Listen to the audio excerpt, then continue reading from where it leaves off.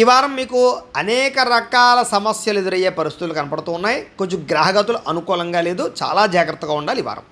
ముఖ్యంగా ధన సంబంధమైనటువంటి విషయాలలో మంచి మంచి అవకాశాలు పోగొట్టుకోవడం, రుణపరమైనటువంటి సమస్యలు పెరగడం, ఆర్థిక ధన నష్టాలు, పెట్టుబడులలో నష్టాలు, ఆకస్మికపరమైనటువంటి ప్రయాణాల వల్ల ఇబ్బందులు, కుటుంబ సభ్యుల వల్ల ఖర్చులు విపరీతంగా పెరగడాలు, అనారోగ్య సమస్యల వల్ల ఖర్చులు పెరగడాలు, ఎందులోనైనా డబ్బులు ఇన్వెస్ట్మెంట్లు చేస్తే పోవడాలు, లేదా షేర్లో ట్రేడింగ్లోను బెట్టింగ్లోను పెట్టిన డబ్బులు పోవడాలు, లేదా ఎవరికైనా అప్పులు ఇస్తే తిరిగి రావకపోవడాలు, మొండి బకాయిలు పెరిగిపోవడాలు జరిగే అవకాశాలు ఉన్నాయి. కాబట్టి ఆర్థిక వ్యవహార విషయాల్లో చాలా జాగ్రత్తలు తీసుకోవాలి.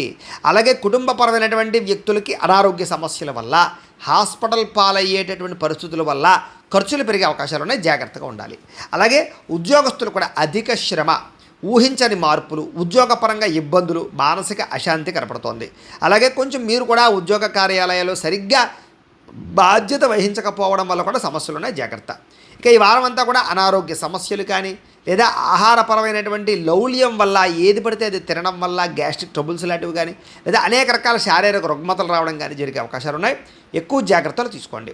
ఇక ఏదైనా నిరుద్యోగుల ఇంటర్వ్యూలోకి వెళ్ళినా, లేకపోతే ఏదైనా వ్యవహారాలు చేసినా కూడా మీకు చేదు వార్త ఎదురయ్యే అవకాశం, లేదా ఇంటర్వ్యూలో నిరాశ కనపడుతుంది. జాగ్రత్తగా ఉండాలి.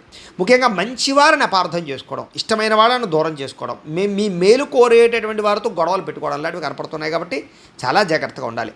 అలాగే మాట్లాడేటప్పుడు కూడా ఏది మంచి ఏది చెడి ఆలోచించి మాట్లాడకపోతే కనుక అనవసరమైన ఇబ్బందుల్లో ఇరుక్కుంటారు. కాబట్టి మాట్లాడేటప్పుడు చాలా జాగ్రత్తగా మాట్లాడండి. మంచి అవకాశాలు పోగొట్టుకుంటారు దానివల్ల.